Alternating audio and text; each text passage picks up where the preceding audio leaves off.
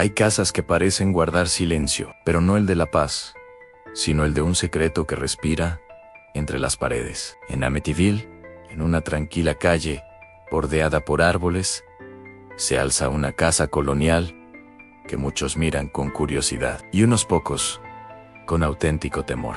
Antes de que el mundo hablara de demonios, voces susurrantes o relojes malditos, allí ocurrió algo tan brutal que dejó una grieta abierta en la realidad. Hoy vamos a retroceder al origen sangriento de esa leyenda, a la noche en que un joven llamado Ronald DeFeo transformó un hogar familiar en el escenario de uno de los crímenes más inquietantes de Estados Unidos. Y quizá, mientras avanzamos, te preguntes lo mismo que millones han pensado: el horror nació de un hombre o de la casa que nunca volvió a dormir. Ronald DeFeo Jr., el día en que Amityville dejó de ser un barrio tranquilo. Si uno pasa hoy por el 112 de Ocean Avenue, esa casa blanca de aire colonial que parece guiñar desde sus ventanas con forma de ojo, quizá olvide que antes de convertirse en parque temático del terror, fue simplemente el hogar de una familia que aspiraba al sueño americano.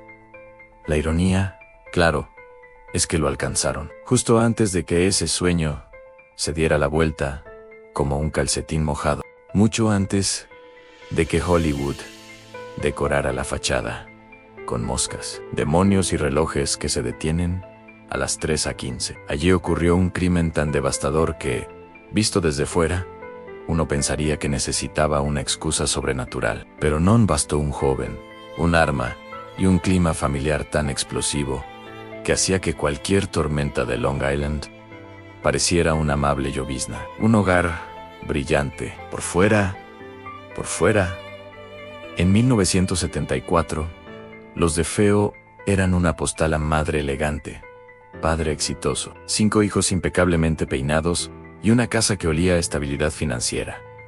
Había barcos, comodidades, lujos y, como suele pasar, cuando todo luzca perfecto, algo en el interior estaba podrido. Ronald DeFeo, el patriarca, impartía orden con el mismo cariño con que se golpea un martillo contra un clavo torcido. Autoritario, volátil, muchas veces cruel, chocaba de frente con su hijo Mayo R. Ronald Butch DeFeo, un chico que veía la vida como si se tratara de un semáforo, siempre en amarillo, en incierto, tenso, a punto de cambiar. Entre las drogas, el temperamento explosivo y un resentimiento que crecía como moho en una pared húmeda, Butch se convirtió en una bomba sin fecha de explosión, hasta que la encontró. La noche en que el silencio pesó más que los disparos, el 13 de noviembre de 1974, mientras la casa dormía, Butch tomó un rifle de alta potencia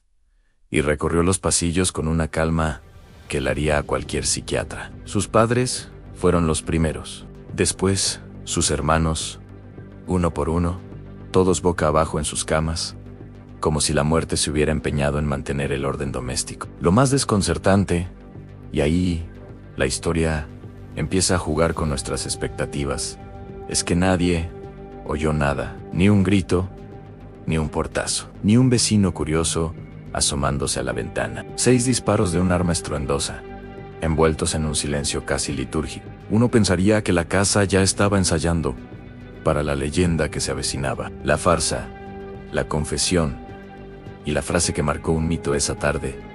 Butch irrumpió en un bar cercano, proclamando angustia y sorpresa, como un actor amateur recitando un guión demasiado corto. La policía tardó poco en desmontar su historia mafiosa, y al día siguiente, entre contradicciones y cansancio, confesó: una vez que empecé, no pude parar, dijo. Una frase que suena más a resignación que a locura, aunque su abogado pensó que hablar de voces demoníacas sería más eficaz ante el jurado. Las supuestas voces, esas compañeras invisibles que le habrían exigido matar a su familia, fueron la chispa que prendió la hoguera del mito. Pero los psiquiatras del caso fueron claros en DeFeo.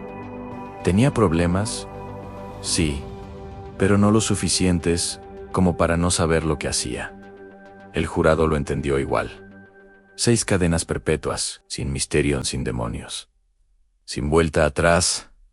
La casa cambia de manos. Y de reputación, podría haber acabado ahí. Un crimen brutal, un juicio contundente y una familia borrada del mapa. Pero entonces llegó la familia Lutz, que compró la casa a precio de ganga, como quien compra un abrigo vintage sin revisar el forro. 28 días duraron en 28, ni un mes antes de salir huyendo, dejando atrás muebles, ropa y, según ellos, un catálogo de fenómenos paranormales digno de un parque de diversiones infernal. Moscas invernales, olores imposibles, manchas caprichosas, voces nocturnas y un reloj biológico que despertaba a George Lutz a las 3:15, la hora estimada del crimen. La historia, por supuesto, se convirtió en libro, película, franquicia y mina de oro. Y aunque muchos investigadores, e incluso el abogado de DeFeo, aseguraron que había sido todo un montaje para ganar dinero, la leyenda ya había echado raíces profundas. Como la hiedra, tan difícil de arrancar, imposible de ignorar, entre la monstruosidad humana y el consuelo del fantasma. Quizá el verdadero misterio de Amityville no sea qué ocurrió dentro de la casa, sino por qué nos resulta tan tentador pensar que el mal es algo externo, una sombra ajena que se posa sobre nosotros.